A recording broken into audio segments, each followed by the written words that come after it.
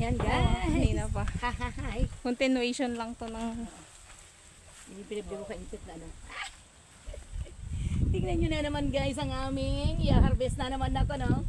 Napakaraming susuna naman. Ayan.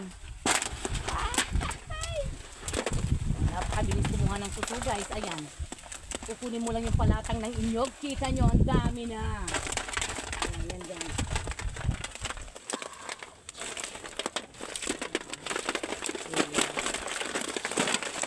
Harvest na naman ang aking love ng suso. Para kami ay magkapera na naman. Pambili ng kape at asukal. Yan ang buhay dito sa probinsya guys. Okay? Thank you so much for watching guys. Thank you, thank you.